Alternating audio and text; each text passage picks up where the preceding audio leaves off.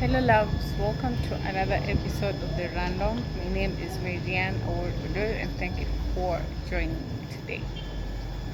It is quite an honor. I really feel like, I wanted to say, I really feel like the whole point of a spiritual journey is to be truthful to oneself. But then within me is questioning that statement, right? Because if I say that is the whole point of it, I box the experience, and be like, this is just the point of it. But I feel like a spiritual journey is an expansive experience. And maybe it doesn't have to have a point, it's just an experience. I don't know. But anyway, the point of this video is me realizing that there is no need for me to tell myself I am walking a spiritual journey and getting to know myself if I am not being truthful to myself, you know? And I feel like the point of me being here anyway is to be truthful to self. And truth, in what truth is, even when my truth kind of peels an illusion of who I think I am, you know? When, even when in truth I realize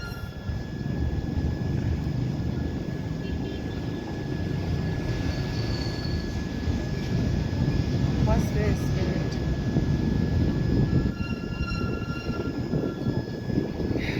Okay, even when in truth I realize I am a person who has so many flaws. I think sometimes it's hard for us to swallow the fact that we are very flawed, you know? Like we've got flaws, like we make mistakes.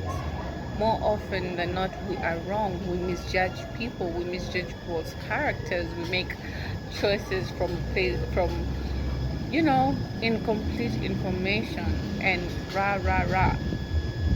But I feel like the whole point of being here, of choosing to walk a path where I am growing, I am being accountable for myself, is really finding gold, finding beauty in being able to recognize my mistakes, being able to recognize where I'm wrong and open myself up to learn from that, to better myself from that, to grow from that, right? And for one thing, it's never easy. It's very easy to be defensive when you realize you're the person who wronged someone else, right? But I can say it is such a gift and an advantage to be in a place where you know you're held and supported, where you know your mistakes are gifts. Your flaws are gifts that God is using to alter your being, to transform your being, to take you, to move you into the person who is able to face themselves truthfully, right? Because maybe your truth is not always, I'm the best, I'm the one who's always right. Truth doesn't have to be that. Truth is truth for whatever it is, beautiful or ugly, right? And the whole point is able to see truth and being able to see the beauty in the things that you would have thought are, in the things that you would have judged as wrong. Okay, when we realize we are the person who has made a mistake, sometimes we react and respond differently. Sometimes we get defensive. Sometimes we deny, rah, rah, rah, everything. But isn't it just so beautiful to understand that to be flawed is a very human thing. It's very human and it's beautiful in its own essence. If you can allow for your flaws to be a door through which you're growing and learning and becoming, isn't it so wonderful to be the woman that can accept their mistakes and be better from that? How beautiful is it to understand that you are a flawed being and love yourself, you know? And there was this analogy that came into mind: happiness. What is happiness that is true, right? And it was this: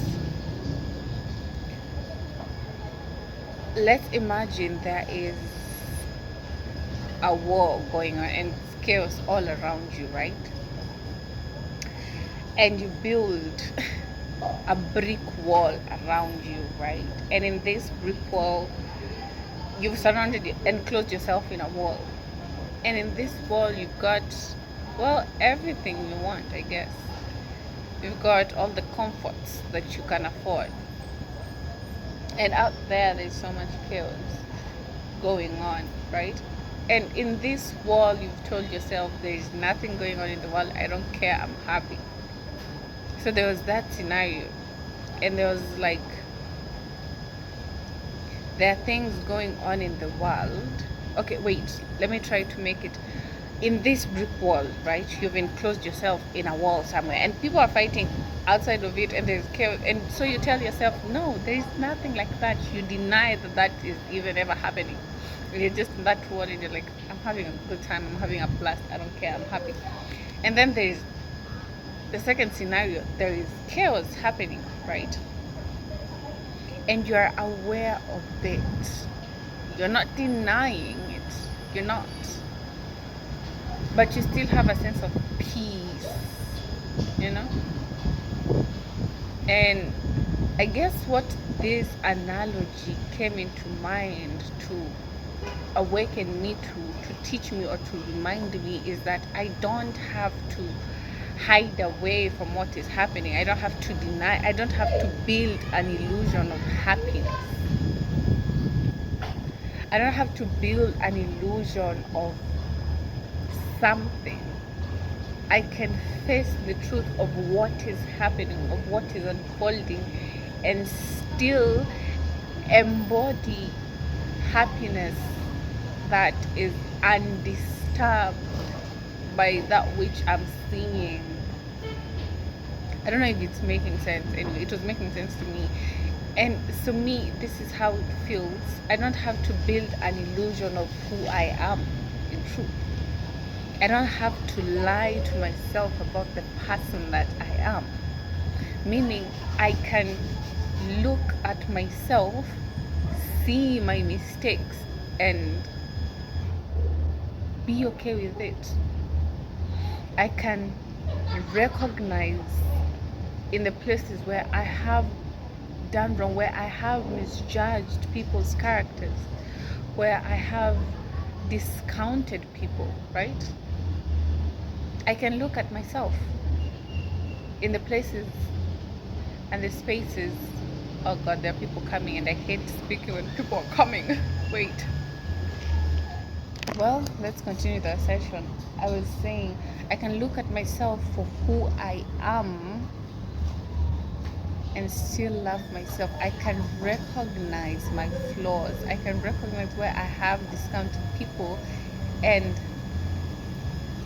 ask for forgiveness and learn from that rather than deny that that even exists, you know? So, yeah, the whole point of truth is truth. Be truthful for whatever it is. The value of the truth is that it is the truth and it will free you, you know? We don't choose truth because truth is beautiful. Sometimes it's not.